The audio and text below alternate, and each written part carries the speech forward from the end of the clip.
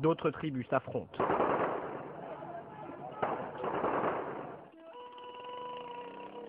Au Yémen, les armes sont en vente libre. Il y en aurait 60 millions en circulation dans le pays, soit presque 3 armes par habitant. Retour au siège de Dar es Salaam à Sanaa. Ici, toutes les confessions sont représentées et dialoguent, et toutes récusent l'extrémisme religieux, l'autre grand combat d'Abdulrahman al-Marwani. Alors, aux côtés des membres de son organisation, il provoque ouvertement les terroristes d'Al-Qaïda. Chère Assemblée, nous sommes à nouveau réunis pour tenter de lutter contre l'extrémisme religieux dans la société yéménite. Aujourd'hui, avec le soutien des autorités locales et celui de la communauté internationale, je souhaite adresser un message à ceux qui sèment la violence. Je dis à Al-Qaïda, quittez le pays, ça suffit. Vous avez déjà fait trop de mal au Yémen, en Irak et ailleurs.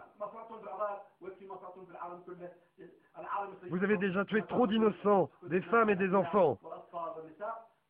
Que Dieu protège les hommes de votre folie meurtrière.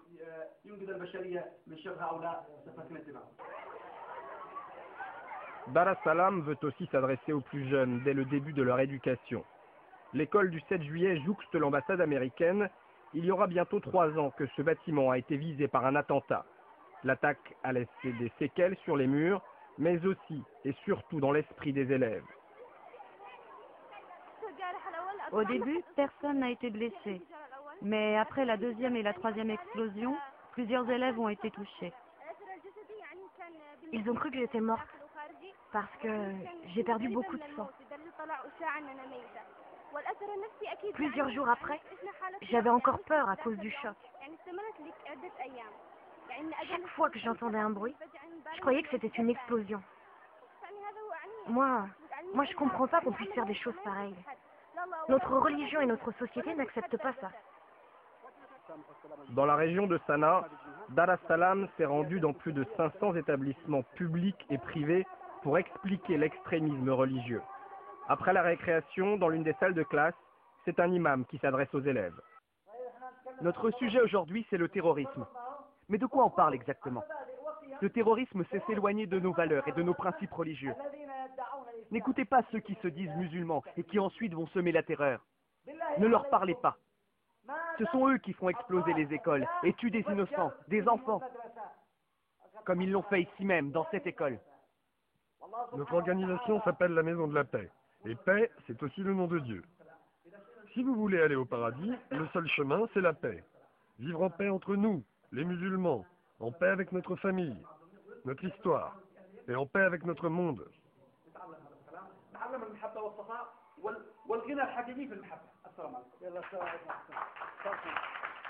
Outre la présence d'Al-Qaïda, le Yémen doit aussi composer avec son système tribal. Certaines tribus au nord comme au sud se sentent d'ailleurs de moins en moins représentées au sein de l'appareil politique national. Depuis le début des manifestations, plusieurs chefs tribaux, autrefois proches de l'actuel président, refusent aujourd'hui de le suivre dans son obstination à conserver le pouvoir. Dans le cimetière de Sounaïma, Abdou Abou Nasser vient se recueillir sur la tombe de son fils. C'est la tombe de Kerala, mon fils, le martyr. Il apprenait les sciences et les religions. Il voulait avoir une bourse pour partir en France, aux États-Unis ou en Chine. Il voulait voyager. Mais le destin en a décidé autrement.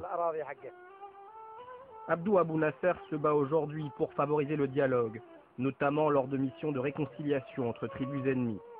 Les mains levées au ciel, il brandit les photos de son fils, comme pour éloigner le spectre de nouvelles violences au Yémen.